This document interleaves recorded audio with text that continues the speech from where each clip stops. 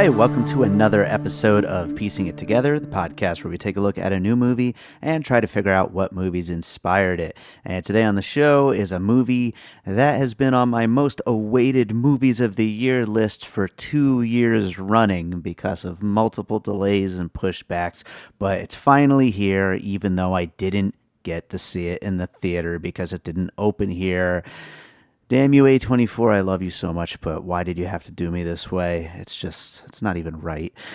And if you haven't figured it out by now, the movie that we are talking about is Under the Silver Lake, which is David Robert Mitchell's follow-up to It Follows, starring Andrew Garfield. It's a mystery, a very noir-themed mystery that brings to mind movies like The Big Lebowski and Paul Thomas Anderson's Inherent Vice, and these kind of weird stoner mixture of noir, mystery, detective-type movies where things unfold and unravel, and there's clues, and there's just a lot to look at, a lot to dig deep into, and a lot of fun to be had if you're down to go on the journey with the lead character.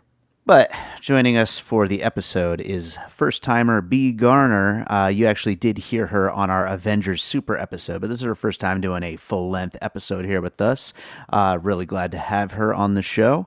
And it's a great conversation about a great movie that this episode could have been like a solid 3 hours. There's so much to talk about with this movie. But we get into as much as we can with it, and there are a lot of puzzle pieces to talk about. So before we get into the conversation, I do want to remind you to please make sure you're subscribed to Piecing It Together on your podcast app of choice.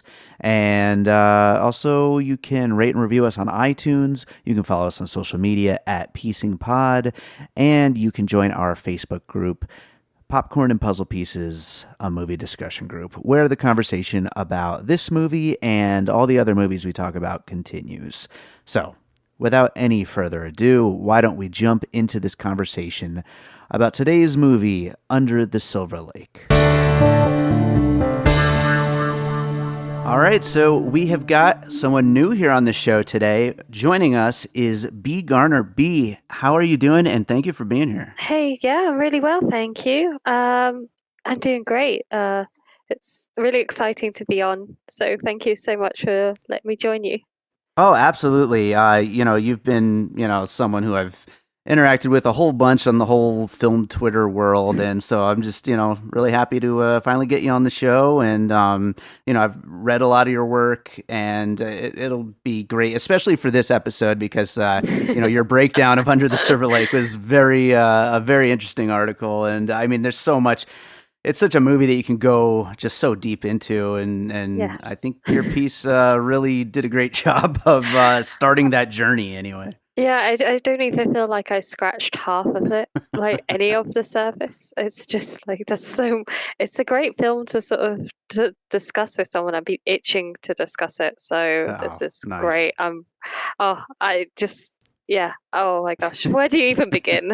I know. Well, before we do begin, why don't you give people a little background about you, since it's your first time on the show, and about your, writing, your podcasting, and all that kind of stuff. Yeah, okay. So I'm B. I currently write for a few different sites. My main focus is Filmotomy, which I host a podcast for. So we mostly deal with sort of a whole range of films, but we focus on female filmmakers, documentaries, independent film, world cinema. We're just doing a big massive thing about Cannes Film Festival at the moment, which is great. Mm-hmm. And I also write for JumpCut Online, Ready Steady Cut, and a few other places. If you just need me, I'm there. So I'm like a sort of superhero, swinging in and helping out whenever I can. So Absolutely. yeah. Sorry, I've been watching Avengers, so I may. Yeah, you just got back from it, so I'm sure it's on the minds a little bit. Yeah, I may be like and obviously Andrew Garfield was Spider-Man, so there you go. Absolutely. I think I don't know exactly how talking about Under the Silver Lake, I don't know what parts we're going to actually be able to dig deep into and all Mm. that as we're going through puzzle pieces and all that. But I'm sure we're going to talk about quite a bit of, what makes this movie as, crazy. And, Mm. I don't know if deep is the right word in this case, but it is deep. But, yeah, why don't we jump into some puzzle pieces? What do you got for your first puzzle piece? Okay, so this is probably going to be maybe the most obvious one, but I'm going with Rear Window, the Okay. Hitchcock classic, which is about a man played by a James Stewart who is spying on his neighbors Hmm. after breaking his leg and being sort of confined to being in a wheelchair, and he happens to witness a murder, or does he? So I think Under the Silver Lake, there's obviously the main character is spying on his neighbors. That's Oh, yeah. pretty much our introduction to him. And he stumbles onto a possible murder? Yeah, we're still Question not mark. quite sure. Yeah, something goes down anyway. But I think there is a lot of Hitchcock references in this film. Sure, and I'm glad you're bringing that up immediately. And I knew you'd be bringing some good, good reference to classics like that, because obviously for people who listen to the show, I'm not as good as I should be when bringing up classic films. And I actually have seen Rear Window a long time ago though. But I do think it's funny though, using that as an inspiration, because I think it's definitely a perfect example. But it's funny that the character that Andrew Garfield is playing, he's not stuck in his house. I mean, Mm. it's just what he does. He's just sitting around looking out his, looking at people through his binoculars and, just being kind of creepy, really. Yeah, he's just, I think it's really odd. Like, we don't even know what his job is in the film. Yeah. It's just got, you just think you've got like so much to do, but you just rather want to spy on your neighbors. And he's, yeah, he does do it in a really creepy way. Uh, Yeah, it's an interesting character because and we'll get into it more with some of the other puzzle pieces. But I mean, he's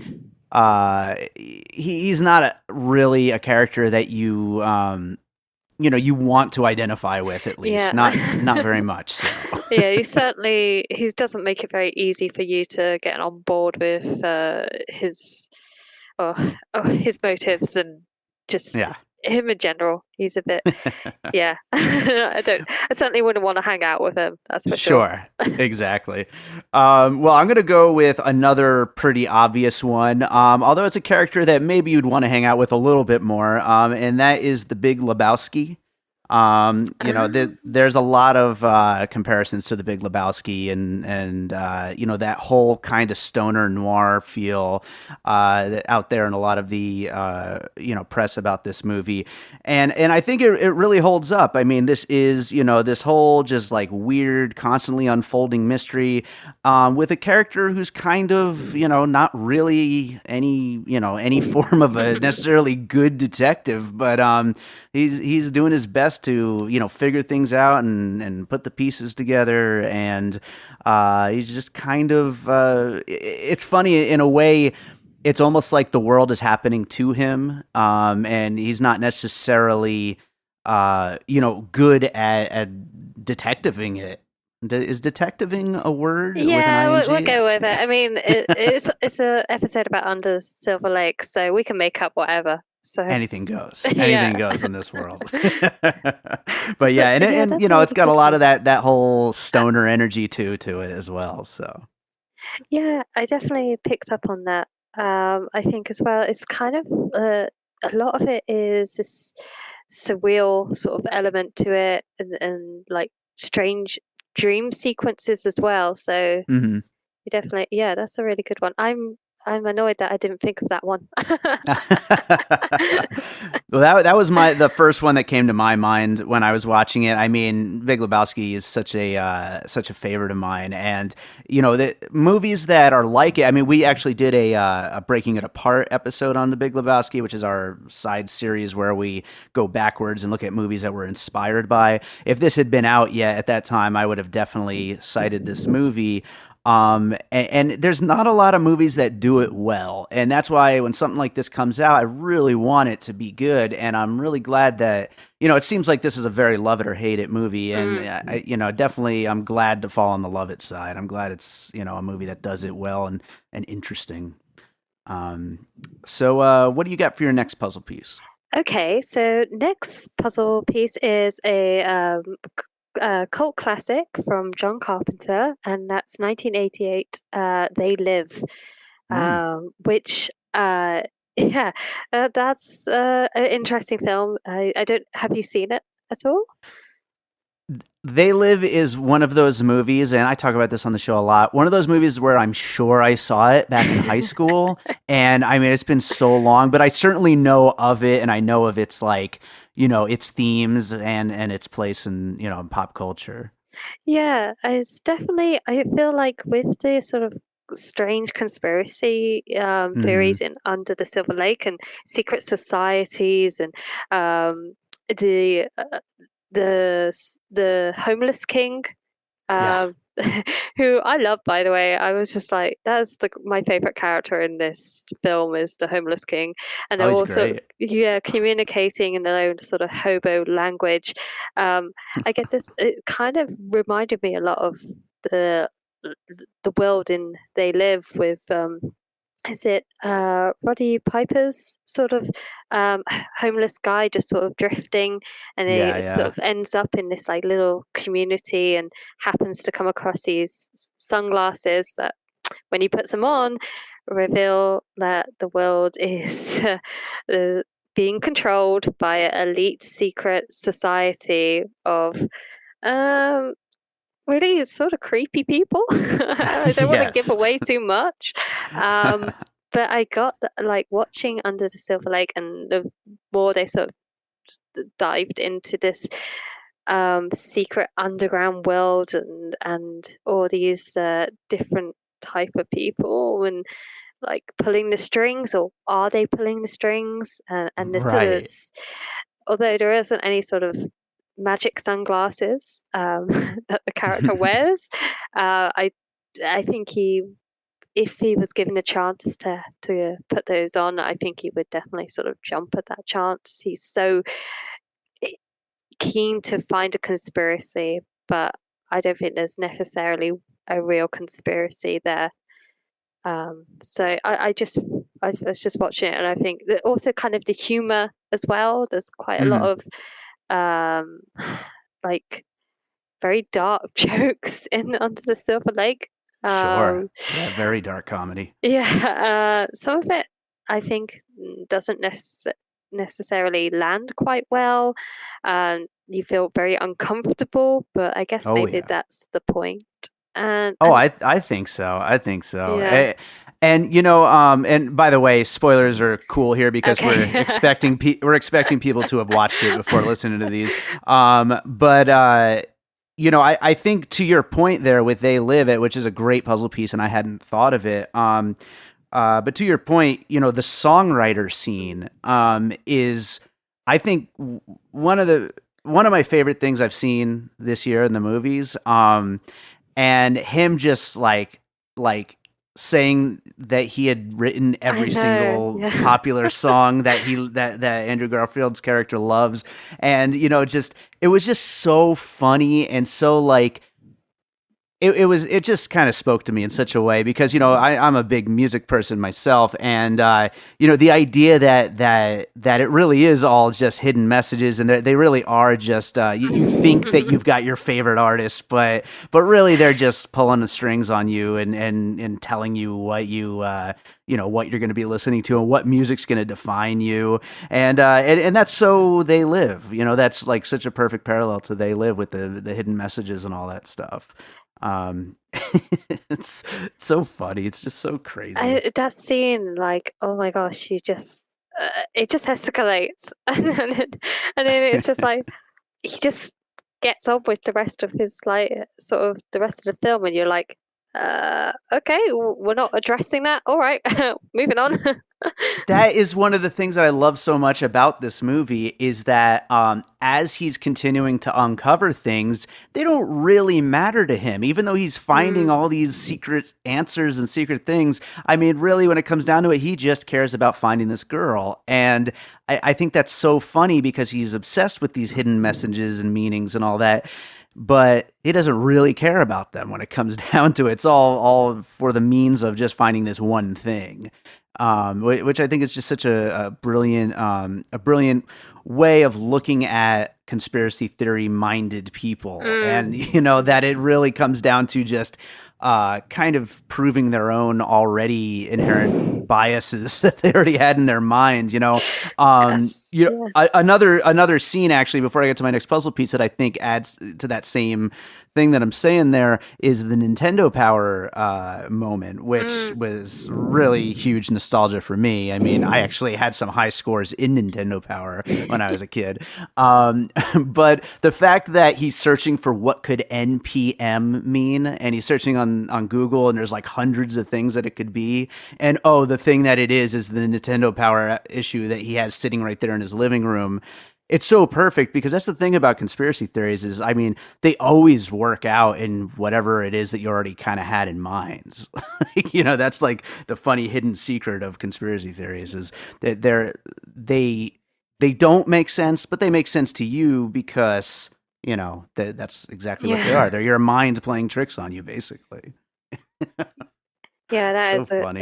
it's just like such a coarse sort of really convenient sort of thing, and I think that's why this film is quite divisive Uh huh. in that respect because uh, it's just like oh, frustrating as well. It's like, of course, yeah, it's obvious that it just happens to have this, so Yeah. yeah, but that's what I love about Yeah. it. Exactly, exactly. It's like it's totally in on that, and Mm. you know what? That's actually a good transition to my next puzzle piece. Then, which is people who listen to the show know that adaptation from Charlie Kaufman, Spike Jones is my favorite movie, and I think that there's a little bit of a parallel to the Charlie Kaufman of the movie who is slowly starting to write this version of the story that he really didn't want to be writing in the first place. And so the movie is kind of becoming the thing that he didn't want it to be. I think, David Robert Mitchell, he's making this movie that is about conspiracies and conspiracy theories while at the same time making fun of them, and it's exactly the thing that he is kind of indicting, and I think it's just really funny and beautiful that the way that you're able to pull off that, and and really just like it's such a fine line to draw where where it is that thing, but it's also making fun of that thing and kind of pulling back how silly that thing can be. And kind of as a little bit of a bonus puzzle piece to go along with this one, I was thinking because that's more of a character based thing Mm. with adaptation, a little bit more of maybe straightforward version of this same puzzle piece would be Ben Stiller's Tropic Thunder, which also is an action movie that's making fun of action movies Yeah. within its own confines, and I think it's just so funny the way that a director can pull that off and really be the thing that it's making fun of. Mm. No, I agree. I love the Tropic Thunder type of thing because it's also so meta in that Yes. sense. It just, um, yeah, you just can't really watch any of those type of films again without thinking of that. I feel like the same way with conspiracy films now. I'm just going to be thinking of Under the Silver Lake. So, Yeah, next time you think of hidden messages in a movie or like any movie that's got like multiple readings and all that kind of stuff, you're just going to be like, Under the Silver Lake did it too, and they did it and really just drew it back on itself, you know? And that's kind of what I like about this film is that my take is like there is no conspiracy at all. It's just all in his head and everything. Mm. But if you go onto like Reddit and you go onto like forums and stuff, people are really taking it like apart and analyzing it until like some of the stuff is like how are they jumping to that conclusion? It's just amazing, and I have so much respect for them. Like, they really put the effort into it, like trying to work out what the parrot is saying, and um, t- I saw something about how certain objects on a table end up looking like the map of the United States of America. I was just like, really? Does it? It just looks like stuff on the table, maybe. So, It's beautiful. It's so beautiful that's exactly what they're commenting on in the movie. And here we are just falling right into place and doing it. It's so funny. yeah, I Oh love man. it. I love it. So what do you have for your next puzzle piece? So, again, I'm going back to Hitchcock, Hmm. and this one is Vertigo. Okay. And the reason that I sort of chose Vertigo is for a few reasons, a lot of different things, but a few of them are obviously the missing girl and trying to track someone. And there's those lovely sort of scenes where Sam is following the girls who happen to, um, I've forgotten her name already. Um, uh, The Rilo Kiley character? yes, yeah, I feel bad that I've forgotten her name now. Sarah. Sarah, yes, that's Yes, right. sorry. um, but yeah, so he's following her friends, driving through LA, and it's just the way it reminded me of again James Stewart, following um, Madeline Hmm. in the streets of San Francisco, and those long sort of um, shots where they're just driving, and I got that sort of vibe from that. And I also think as well in terms of like the score of the movie Mm. feels very much like the music from Vertigo. Uh, and the camera work as well in certain scenes is a brilliant part at the start of the film where I think is it like some sort of animal falls from a tree Yeah, yeah. and the camera does that sort of vertical pull out Yeah. and There's some really cool shots like that in yeah the movie. and it's like just that sort of way that the camera follows him and moves around, and it's yeah, it feels all very sort of like again this sort of homage to Hitchcock. I think um yeah, if Hitchcock was alive right now, he would be saying that this is his favorite film because it's got all the things that he loves about it. It's got like voyeurism, it's got a beautiful blonde, Uh-huh. it's got a guy sort of going crazy. and I'm assuming Hitchcock was probably a dog person too, so there's that too. Yeah, I think so, possibly. Yes, actually, he was because there's a lot of him in. There's a cameo. I can't remember which one it is. I want to say it's Psycho, where you can see Hitchcock walking. He's got some dogs, and they do look very similar to the dogs that go missing Oh in yeah. Under the Silver Lake. That is probably completely It's intentional.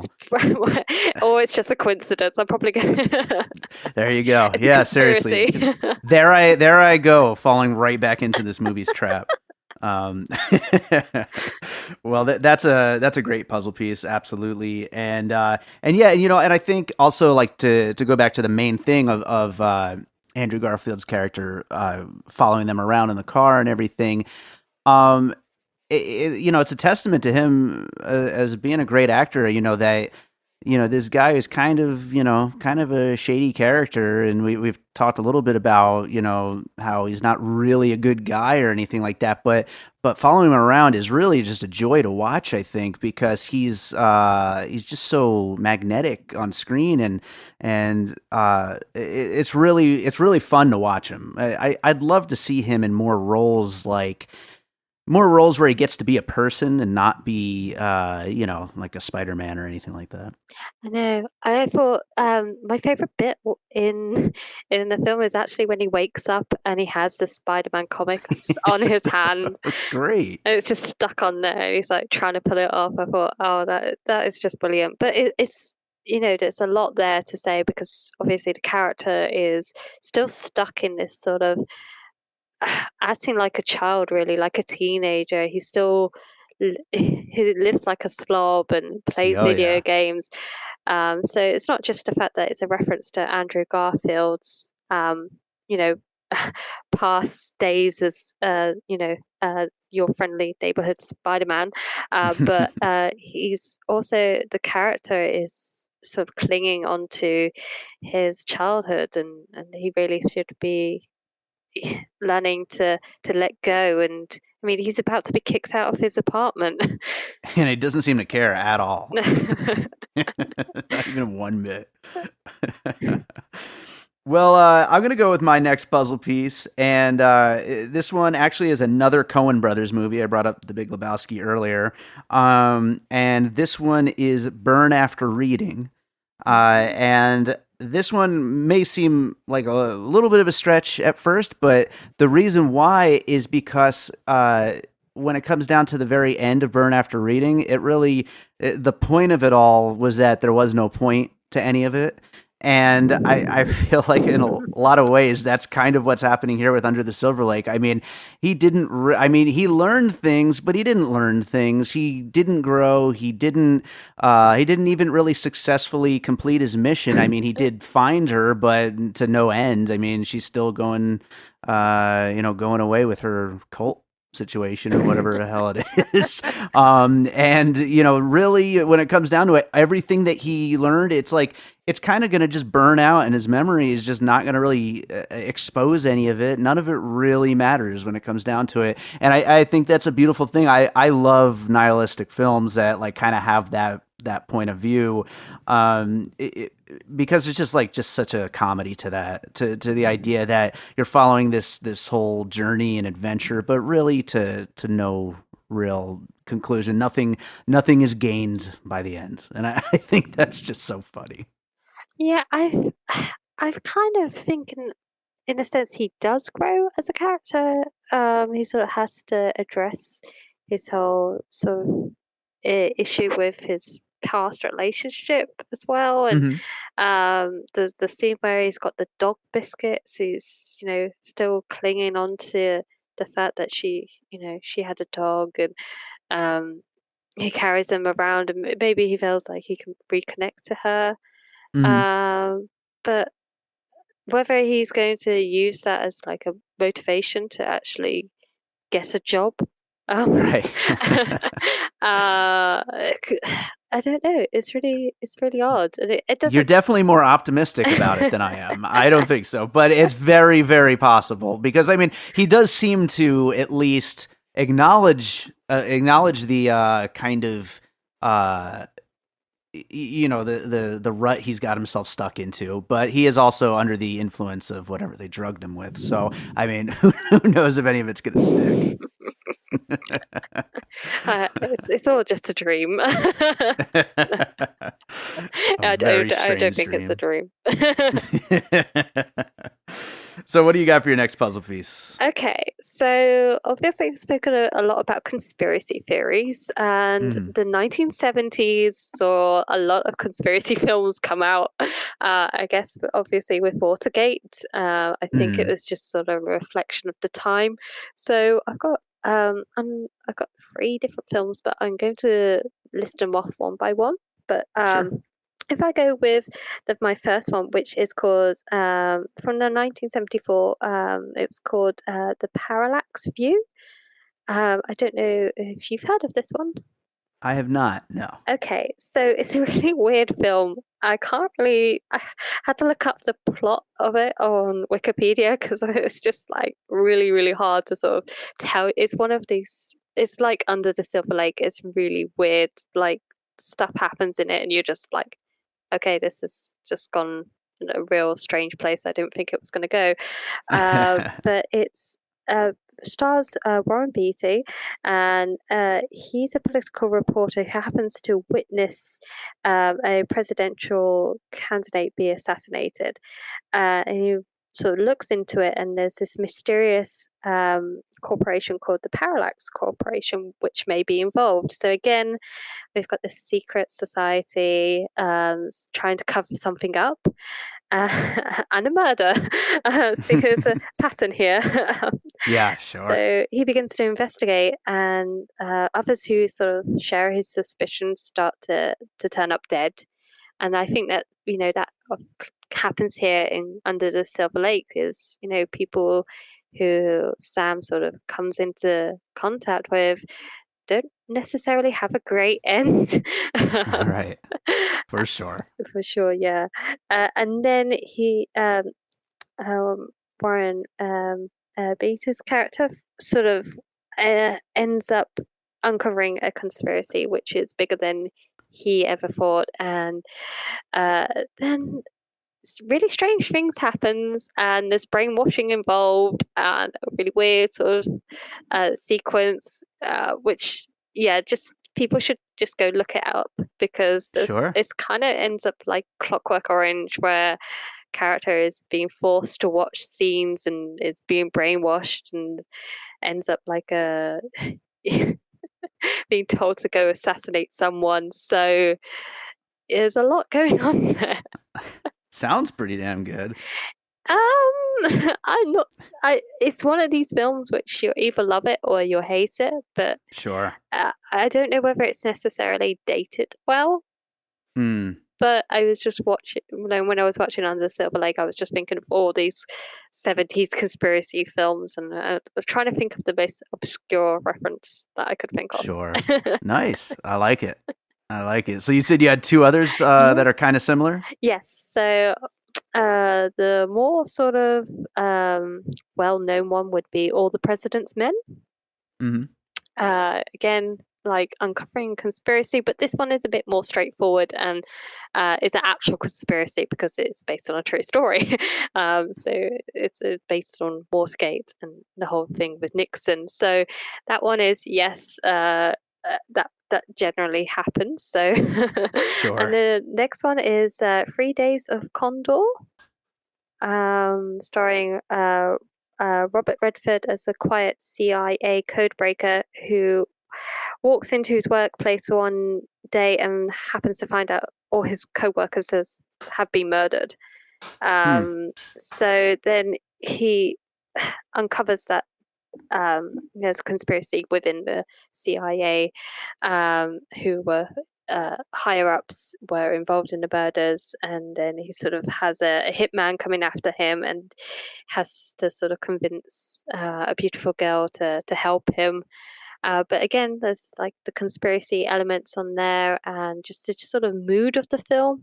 It ends in sort of you could either read it as an optimistic ending, or you could read it as like a really sort of, oh my god, like that's there's no winners, but Yeah. so yeah, just Right on. there's just so many of those films from that era.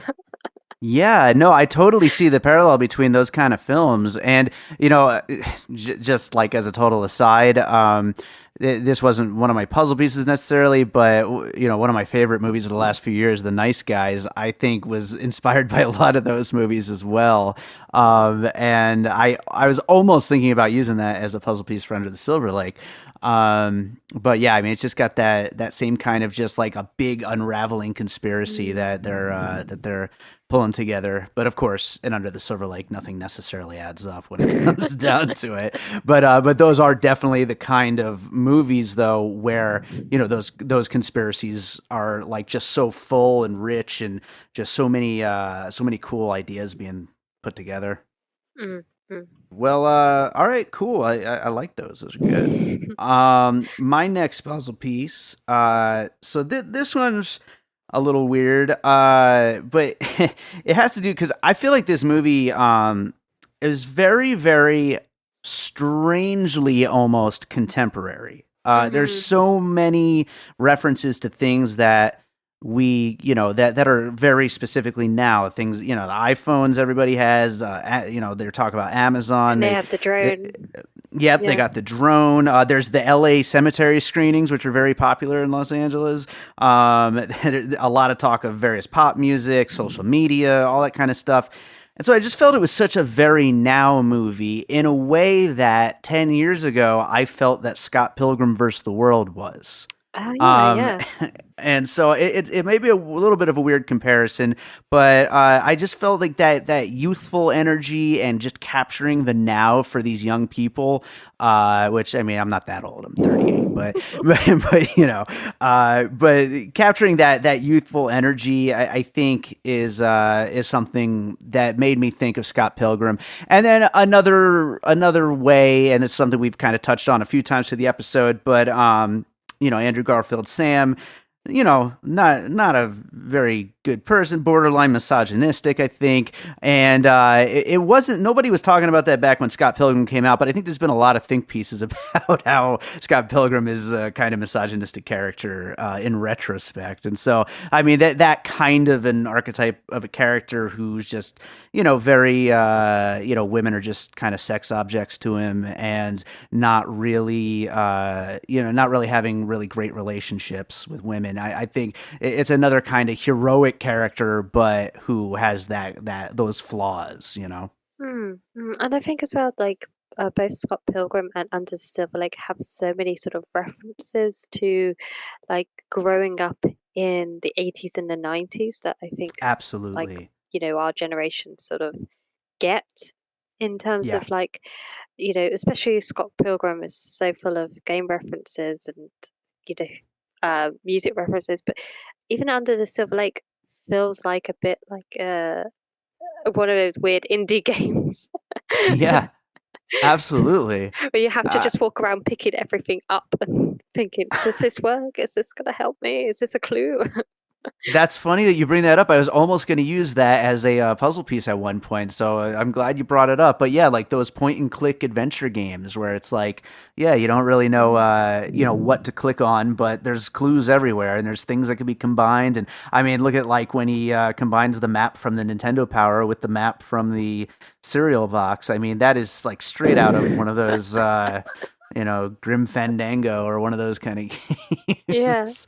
Yeah. there was a game like I played it and I was terrified of it. Amnesia or something like that. It's like a horror-based game where you're trapped in some sort of castle and you have to get your way out, but you Oh, I have to like it. go around, pull out drawers and look for things and read bits of paper and like notes and stuff, and that's how you find your way out of this situation. And I feel like someone needs to make Under the Silver Lake as a game.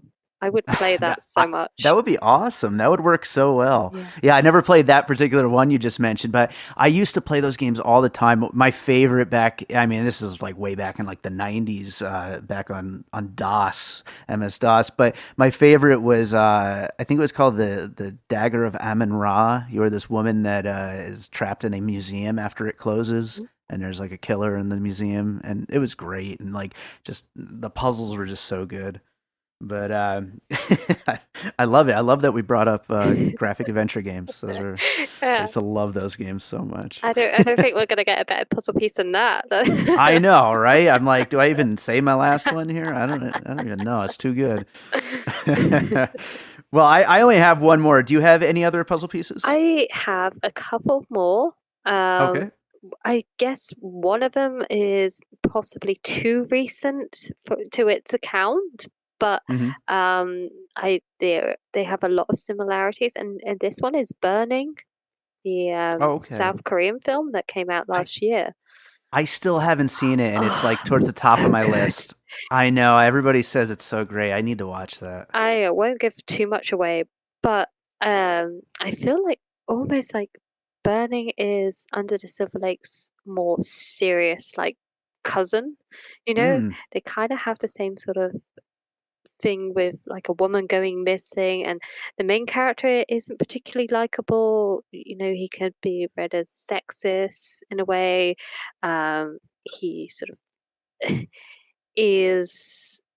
maybe suspecting someone's a murderer and they might not be, and there's also like a sort of power dynamic going on, and cover up as well.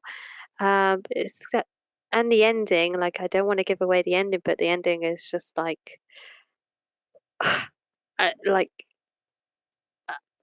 so bleak, and Mm. you just feel like once it's happened, you don't really know what to think. Like everything you think about this character, that you've sort of got to, he's you're more on his side, towards the end of the film, and then he does something, and you're just like, okay, well, um, yeah, I don't know now, but so I don't know whether I can really count that one because it's quite recent. I don't think obviously David Robert Mitchell's got around to seeing it. Uh, but I feel like another one, which is possibly one that he might have seen or at least knows about, would be 1984's Body Double, the Brian De Palma film, uh, Yeah. which ag- again is about a young man who happens to watch a woman. Again, this sort of idea of watching um, women and without them really knowing about it. Uh, and then this one's a little bit more X-rated, and she happens to be, I think, like an adult film star or something. She's like, Hmm.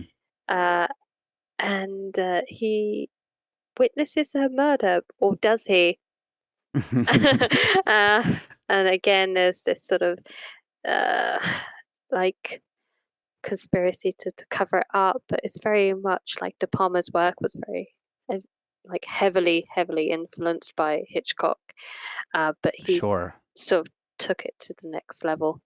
And I don't think very many of those films have aged well, especially like the 80s films. You sort of go back to watch them and you're just like, oh, these are not that great.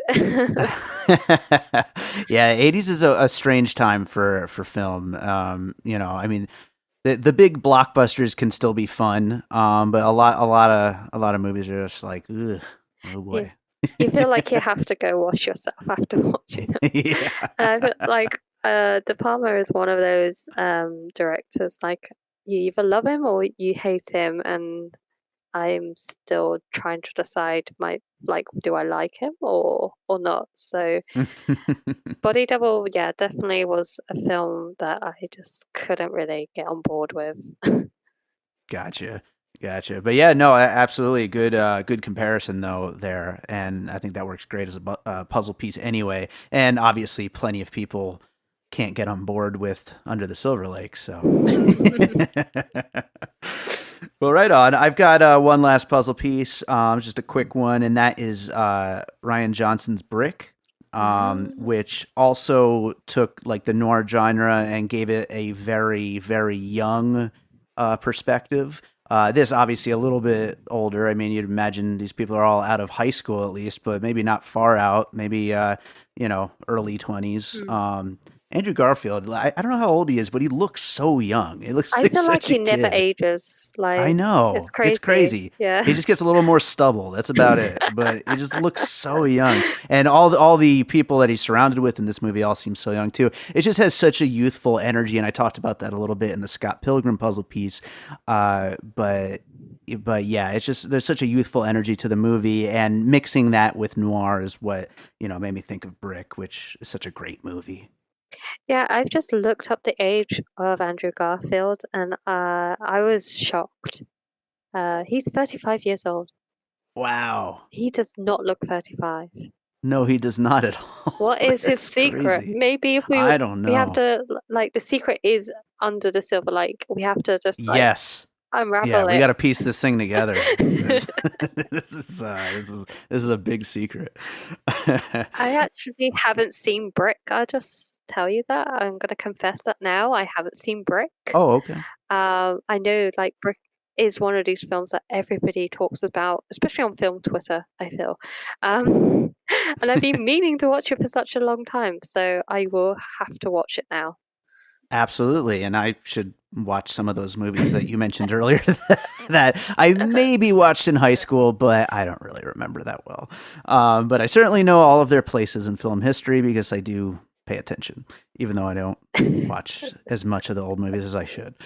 So, with that being said, why don't we go ahead and do our finished puzzle, and then we will get to any closing thoughts on Under the Silver Lake. So the finished puzzle includes Rear Window, The Big Lebowski, They Live, Adaptation, Tropic Thunder, Vertigo, Burn After Reading, The Parallax View, All the President's Men, 3 Days of the Condor, Scott Pilgrim vs. the World, Burning, Body Double, Brick, and, we didn't mention it, but we could mention Inherent Vice as well, along with Big Lebowski, because that's another one of this little theme. I think it fits in really well. I was just thinking about, I should have brought that up, so now I'm bringing it up Yeah, now. I just thought of Mulholland Drive as well. Oh, there you go. Yeah, that works too. It's got a lot of those kind of vibes. Yeah. Any film set in LA where someone goes missing. Yes, absolutely. This is the kind of the ultimate. This is it. No, I totally agree. And I'm going to actually add those to the list real quick, just for when I put it on the website. Yeah, you kind of think, have I got them all? But And right then on. So suddenly, yeah. yeah. Do you have any other like closing thoughts about Under the Silver Lake and about the kind of mind trip of a mystery that this movie is? I think it's one of these films that is going to gain a real cult following, and I think that Hmm. people will go back, maybe not, you know, uh, in a few months' time, or it might take a bit longer. It might be 2 years, it might even be 5 years, but I feel like people will go back and they'll appreciate it, and it will become more of a classic.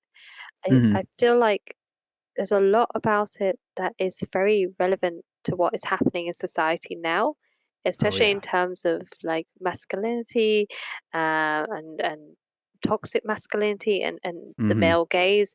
And I feel like we almost have to overcome all that in order for us to go back and look at it again. I feel like this is a film that is almost ahead of its time in that respect.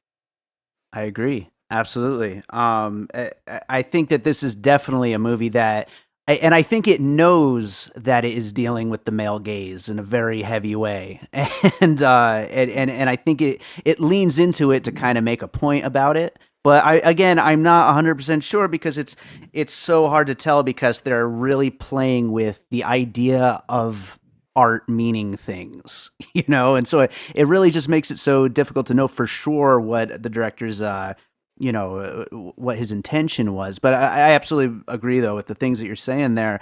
And one quote from the movie that I wrote down that I just think it really just kind of encapsulates a lot of this movie is we crave mystery because there's none left. Mm. And I think that that's just such a great little line of dialogue, and it really like kind of sums up the movie in a lot of way. How not just the characters are looking for mystery within their world, but we're looking for mystery within the movie.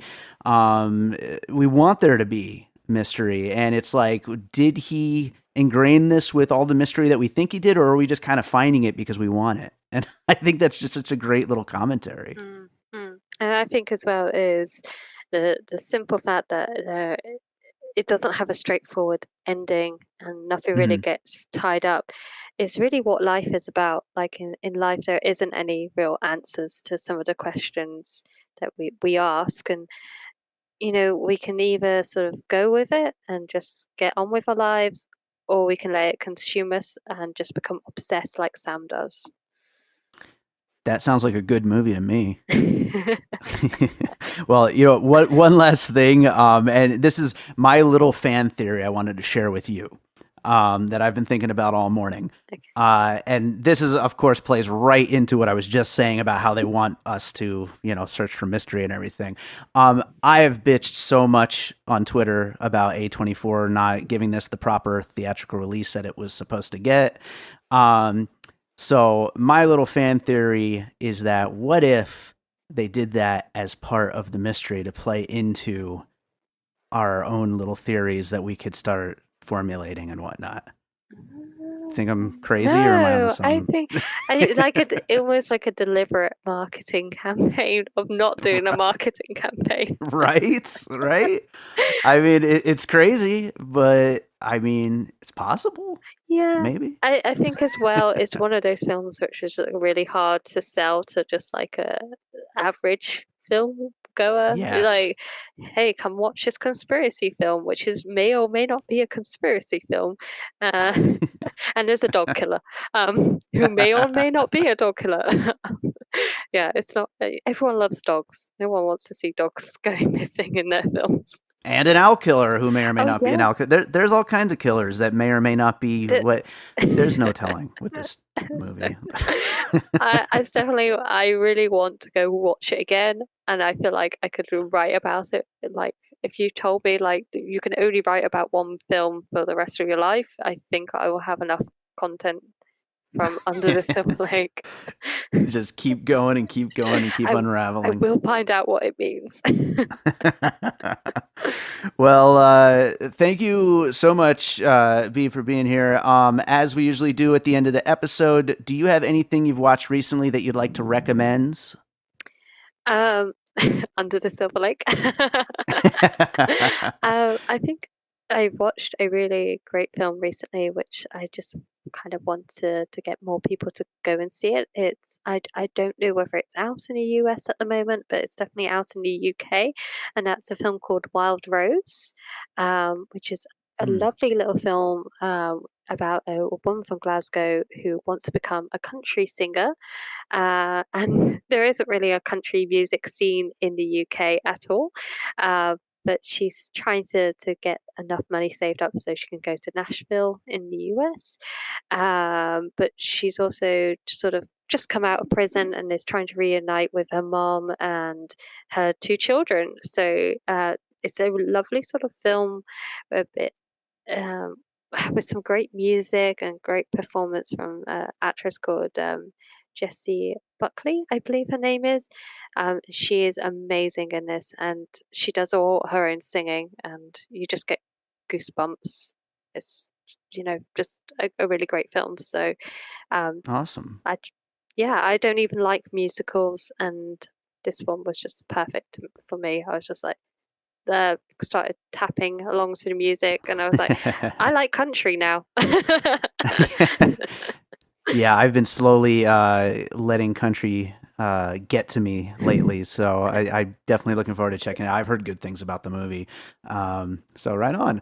And then, of course, if you'd like to plug your website and all that. Yes, you can find me at Filmotomy. That's Filmotomy. And like I say, we do loads of great content, looking at a whole range of different films, and our own podcasts, which we've just recently done one on Lars von Trier. So yeah, Hmm. you thought Under the Silver Lake was controversial. Try watching a Lars von Trier film. Right on. Well, I thank you again so much for being here, and I'm looking forward to having you back. We're going to be talking about High Life coming up for the VOD release. So, thanks again for being here, and looking forward to doing it again. No problem at all. Thanks.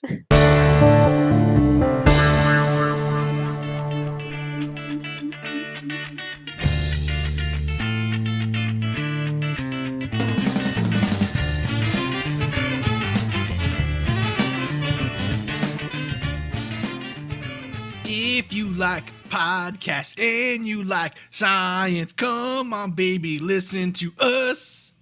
Oh my God. Is that good? Yeah, that was epic. Listen to the Mad Scientist podcast on all of your iTunes and other listening things. I'm your host, Chris Cogswell, here with my co-host, Marie Mayhew. And we sing. We sing. We sing a lot. We sing for science. Yes. We talk about science, we talk about history, we talk about ghosts and monsters and UFOs and things, and it's a lot of fun. So come learn about Yes. ghosts and UFOs and physics and chemistry and a little bit of biology And about economic collapse. on the Mad Scientist podcast. Those guys get really, really excited about their podcast, and you know what? That's pretty cool. I'm glad they do. That's I need to get more excited about piecing it together. Yeah. Well, I was really excited about that episode. I hope you guys enjoyed it. Under the Silver Lake is a movie that is out now on VOD and definitely worth checking out. I really wish I'd gotten to see it in the theater, but hey, you know what? It is what it is. More and more movies are going to come out that I'm not going to get to see in the theater. This shouldn't have been one of them, but it is, and so it is what it is.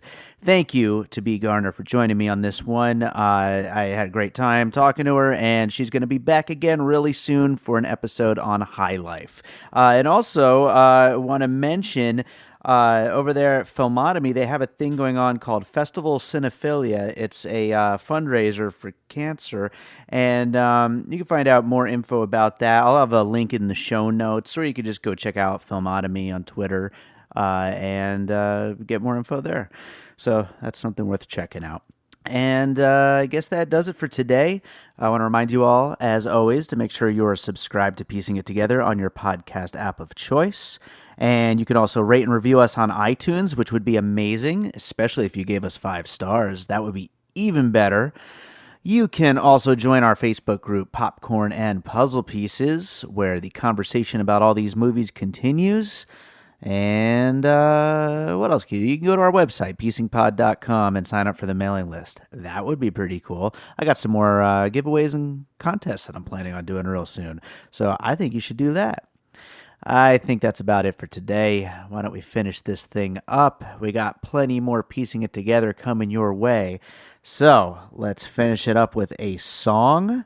And I think, you know what? This is a movie about looking for clues and things like that. Why don't we finish it up with a song called Under the Dust, which I don't really know what I was thinking of when I named it that, but I mean... Under the Dust is certainly a place you would search for clues, right? So, hey, that kind of fits. So this is Under the Dust from my 3rd album, Head Like Fire.